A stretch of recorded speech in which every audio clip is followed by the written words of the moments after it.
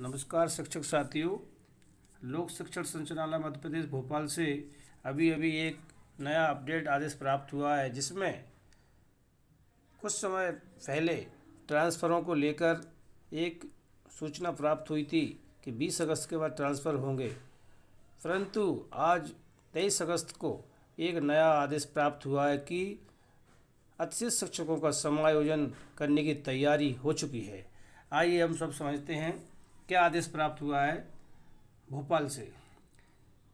पत्र क्रमांक इतना, भोपाल दिनांक 23/8/2024, प्रति समस्त संभागीय संयुक्त संचालक लोक शिक्षण मध्य प्रदेश, समस्त जिला शिक्षा अधिकारी मध्य प्रदेश, सभी प्रदेश के सभी जिला शिक्षा अधिकारियों के लिए एवं संभागीय संयुक्त संचालकों के लिए राज्य शिक्षा केंद्र लोक शिक्षण संचालनालय का आदेश प्राप्त हुआ है, जिसमें विषय है अतिरिक्त शिक्षकों को शिक्षकों की कमी वाली शालाओं में काउंसलिंग के माध्यम से पदस्थ करने विषय अंतर्गत राज्य एवं जिला स्तर पर अधिकारियों कर्मचारियों की स्थानांतरण नीति वर्ष 2022 जारी दिनांक 8/9/2022 की खंडिका 3.2 के अनुक्रम में अतिरिक्त शिक्षकों की कमी वाली शालाओं में काउंसलिंग के माध्यम से पदस्थ करने के संबंध में आवश्यक प्रावधान किए गए हैं। अतिरिक्त शिक्षकों के संबंध में संचालक कोष एवं लेख द्वारा यह सूचित किया गया है कि IFMIS पोर्टल में शालावार स्वीकृत पदों की प्रविष्टि की जाए एवं शालावार स्वीकृत पदों की संख्या अनुसार ही शिक्षकों का वेतन आहरित किया जाए। विभागीय हस्तांतरण नीति 2022 तथा उपर्युक्त निर्देशों के अनुक्रम में विषयांकित कार्रवाई के संबंध में निम्नानुसार निर्देशित किया जाता है। नंबर 1, विभिन्न शैक्षणिक संस्थाओं में संख्यामान एवं विषयमान से जैसी भी स्थिति हो, अतिरिक्त शिक्षकों की स्थिति एजुकेशन पोर्टल पर प्रदर्शित की गई है। ऐसे सभी अतिरिक्त शिक्षकों की कमी वाले शालाओं में काउंसलिंग के माध्यम से पदस्थ करने हेतु दिनांक 28/8/2024 को जिला शिक्षा अधिकारी कार्यालय जिले द्वारा चिन्हित काउंसलिंग स्थल पर प्रातः 10 बजे उपस्थित होने हेतु निर्देश किया जाए। पूरे प्रदेश में समस्त जिला शिक्षा अधिकारियों को लोक शिक्षण संचालनालय भोपाल से आदेश प्राप्त हुआ है।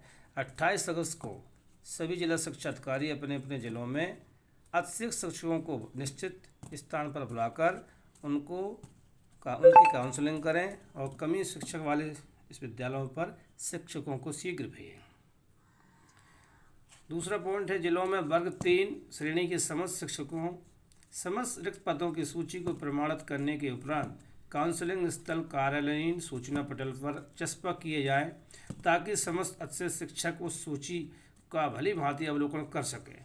अतिरिक्त शिक्षकों की संख्या के मान से रिक्त स्थानों की सूची की पर्याप्त प्रतियां भी कार्यालय में अवलोकन हेतु रखी जाए। जिला शिक्षा अधिकारियों को निर्देश दिए गए हैं कि जिले के अंतर्गत जितने भी रिक्त पद हैं, उन रिक्त पद की सूचियां काउंसलिंग स्थल पर दीवार पर चस्पा की जाए, जिससे काउंसलिंग के दौरान अतिरिक्त शिक्षकों को विद्यालय चिन्हित करने यानी काउंसलिंग के दौरान मनचाहा विद्यालय लेने में परेशानी ना हो। आगे है, अतिरिक्त शिक्षकों द्वारा निम्नलिखित वरीयता क्रम में संबंधित जिले के शिक्षकों की कमी वाली शालाओं का चयन किया जाए। सीनियरिटी का भी ध्यान दिया जाए।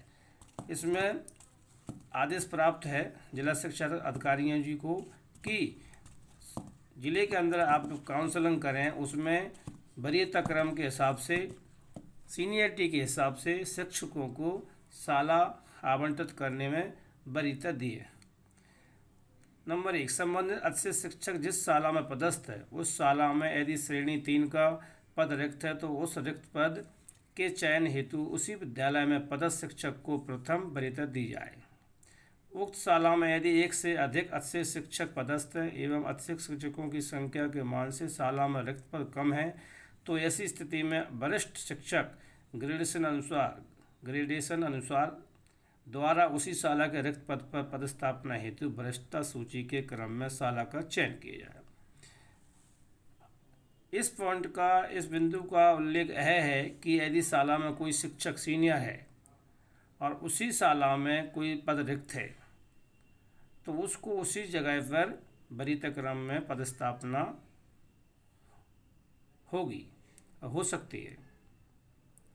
आगे बिंदु के अनुसार क्रमांक 3, प्रक्रिया पूर्ण होने के पश्चात श्रेणी 3 के अतिशेष शिक्षकों द्वारा जिले की वरिष्ठता सूची के अनुक्रम में काउंसलिंग द्वारा वरिष्ठता के आधार पर उस जिले की शिक्षकों की कमी वाली शालाओं में उपलब्ध रिक्त पद का चयन किया जाएगा।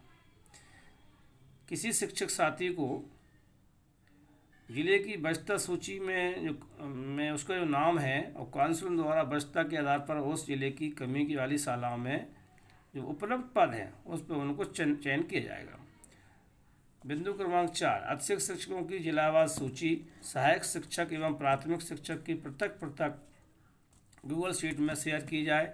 उक्त गूगल शीट में जिले के सभी अतिरिक्त शिक्षकों के ग्रेडेशन नंबर उनके नाम के साथ प्रविष्ट कर रखें। यानी शिक्षकों को जो सीनियरिटी क्रमांक को उजागर रखना है, इससे पता चल सके कि कोई शिक्षक का सीनियरिटी कितने नंबर पे है और इससे कोई काउंसलिंग के दौरान इसमें कोई मतभेद पैदा ना हो। इसी गूगल शीट में संबंधित शिक्षकों द्वारा चयन की गई शाला का विवरण भी काउंसलिंग के आधार पर दर्ज किया जाए। बिंदु 5, अतिरिक्त शिक्षकों को निम्नानुसार 2 श्रेणी में बांटा जाकर क्रमशः काउंसलिंग हेतु आमंत्रित किया जाएगा। श्रेणी आ, ऐसे शिक्षकों जो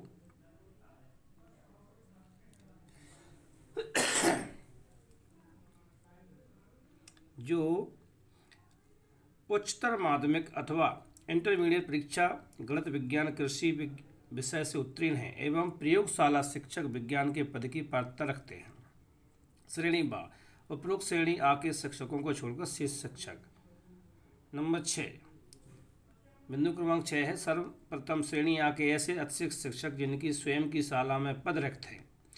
कोई शिक्षक उसी शाला में पदस्थ है और उसी में एक पद रिक्त है, तो ऐसी स्थिति में उन सभी को उनके जिले की वरिष्ठता के आधार पर काउंसलिंग हेतु आमंत्रित किया जाएगा।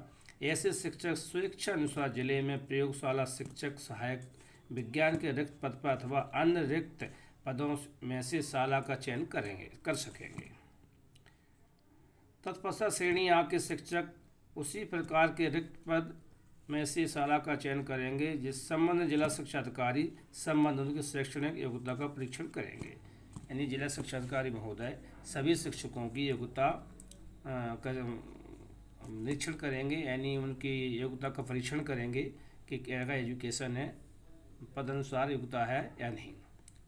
बिंदु क्रमांक 7, श्रेणी आ के समस्त अतिरिक्त शिक्षकों की काउंसलिंग पूर्ण होने के पश्चात श्रेणी बा के ऐसे अतिरिक्त शिक्षकों जिनकी स्वयं की शाला में पद रिक्त है उन सभी शालाओं को उनके जिले की वरिष्ठता के आधार पर काउंसलिंग हेतु आमंत्रित किया जाएगा। उक्त शिक्षक जिले में प्रयोगशाला शिक्षक सहायक विज्ञान के पदों को छोड़कर शेष रिक्त पदों में से शाला का चयन कर सकेंगे। तत्पश्चात श्रेणी बा के शिक्षक उसी प्रकार से रिक्त पदों में से शाला का चयन कर सकेंगे। बिंदु क्रमांक 8, काउंसलिंग प्रातः ठीक 11 बजे से प्रारंभ होगी। काउंसलिंग का क्रम निम्नानुसार रहेगा। गणित विज्ञान कृषि विज्ञान के अर्हताधारी सहायक शिक्षक। क्रमांक 2, अन्य विषय के अर्हताधारी सहायक शिक्षक। क्रमांक 3, गणित विज्ञान कृषि विज्ञान के अर्हताधारी प्राथमिक शिक्षक। क्रमांक 4, अन्य विषय के अर्हताधारी प्राथमिक शिक्षक। जो उपरोक्त अनुसार चरणों में क्रमशः संपादित की जाएगी, समस्त कार्रवाई पूर्ण होने तक जारी रहेगी। ऐसे शिक्षक जो पूर्व से स्वीकृत किन्हीं अवकाश पर हैं उनकी काउंसलिंग उनके लिखित अभ्यावेदन के आधार पर की जा सकेगी। यानी कोई शिक्षक मेडिकल या कोई लीव पे है अगर और इसी दौरान उनका अतिशेष में नाम है और उनको विभाग द्वारा सूचित किया जाएगा कि आपका नाम शेष में है और आप अवकाश पर हैं, तो उनके द्वारा जो सूचना प्राप्त होती है तो ऐसे मामले जिला शिक्षा अधिकारी के सनद में रहेंगे और निर्णय या उनका क्या विचार होगा या क्या आदेश होगा वो बाद में पता चलेगा। ऐसे मामलों में आवश्यक निर्णय संबंधित जिला शिक्षा अधिकारी एवं जिले हेतु चिन्हांकित पर्यवेक्षक संयुक्त रूप से ले सकेंगे। यह निर्णय इस बिंदु पर निर्णय जिला शिक्षा अधिकारी महोदय जी के द्वारा मान्य होगा। काउंसलिंग में सम्मिलित लोक सेवकों से संलग्न परिशिष्ट एक मसाला चयन संबंधी सहमति प्राप्त की जाएगी।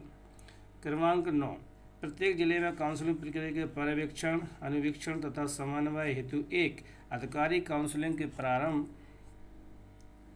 के अंत तक काउंसलिंग स्थल पर उपस्थित रहेंगे। समस्त संभागीय संयुक्त संचालक उनके संभाग के मुख्यालय वाले जिले में स्वयं तथा उनके संभाग के अन्य जिलों में उनके द्वारा नामांकित अधिकारी पर्यवेक्षक के रूप में उपस्थित रहेंगे। काउंसलिंग प्रक्रिया की सुविधा, शुचिता व पारदर्शिता सुनिश्चित करने की जिम्मेदारी संबंधित पर्यवेक्षक की होगी। अगर जिला शिक्षा अधिकारी काउंसलिंग करते हैं तो उस दौरान अगर कोई समस्या है किसी शिक्षक को, तो ऐसी स्थिति में पर्यवेक्षक के सामने पारदर्शिता का मेन जिम्मेदारी दी गई है, किसी प्रकार के कोई गड़बड़ ना हो। आगे बिंदु क्रमांक 10, राज्य स्तर से समस्त कार्रवाई का पर्यवेक्षक राज्य स्तरीय काउंसलिंग समिति द्वारा सतत रूप से किया जाएगा। इस हेतु राज्य समिति संचालन स्तर से वीबैक्स के माध्यम से समस्त जिलों में ऑनलाइन जुड़ी रहेगी। जिले के जिला शिक्षा अधिकारी पर्यवेक्षक समय समय पर जिलों में संचालित काउंसलिंग की प्रगति से राज्य समिति को अवगत कराएंगे। किन्हीं कठिनाई की स्थिति में आवश्यक मार्गदर्शन प्राप्त कर सकेंगे। क्रमांक 11 है, काउंसलिंग में समस्त 80 शिक्षकों की पदस्थापना संबंधी आदेश आयुक्त लोक शिक्षण द्वारा ऑनलाइन जारी किए जाएंगे। काउंसलिंग के बाद जिन जिन शिक्षकों के अवशेष में नाम थे और उनको नई विद्यालय यानी नई पदसंस्था पर जो आदेश जारी होंगे वो लोक शिक्षण द्वारा ऑनलाइन जारी किए जाएंगे। बिंदु क्रमांक 12, जिले के ऐसे अतिरिक्त शिक्षक जिनके द्वारा उक्त काउंसलिंग में भाग नहीं लिया जाएगा अथवा उपरोक्त रिक्त स्थानों में से किसी भी रिक्त स्थान का चयन नहीं किया जाएगा, ऐसे सभी अतिरिक्त शिक्षकों का शिक्षकों की कमी वाले शेष शालाओं में प्रशासकीय स्थानांतरण का प्रस्ताव दिनांक 30/7/2024 तक संचालनालय को हार्ड एवं सॉफ्ट कॉपी में संलग्न पृष्ठ 2 अनुसार प्रस्तुत किया जाएगा। बिंदु क्रमांक 12 का हवाला है, अगर कोई शिक्षक काउंसलिंग अवशेष सूची में है और वह जिला शिक्षा अधिकारी कार्यालय या चिन्हित काउंसलिंग स्थल पर नहीं पहुंचते हैं और 30 तारीख को अगर वो नहीं जाते हैं या फिर काउंसलिंग में गए हुए थे और उनका आदेश जारी हो जाता है और मनपसंद यानी इच्छित शाला प्राप्त नहीं हुई है और वह जाने से मना करते हैं, तो ऐसी स्थिति में राज्य शासन लोक शिक्षण संचालनालय एक तरफा निर्णय लेते हुए प्रशासकीय पदस्थापना की जाएगी। यानी उनकी राज्य शासन के द्वारा लोक शिक्षण संचालनालय के द्वारा प्रशासनिक स्थानांतरण कर दिया जाएगा और उनको जाना ही होगा। समस्त संबंधितों द्वारा उपरोक्त निर्देशों का पालन सुनिश्चित किया जाए, आयुक्त द्वारा अनुमोदित के त्रिवेदी द्वारा।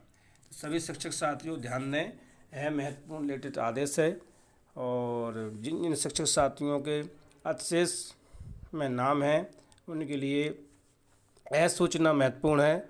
सभी शिक्षक साथी इस सूचना को ध्यानपूर्वक पढ़ें और हमारे चैनल को अपडेट रहने के लिए सब्सक्राइब और लाइक अवश्य करें। धन्यवाद।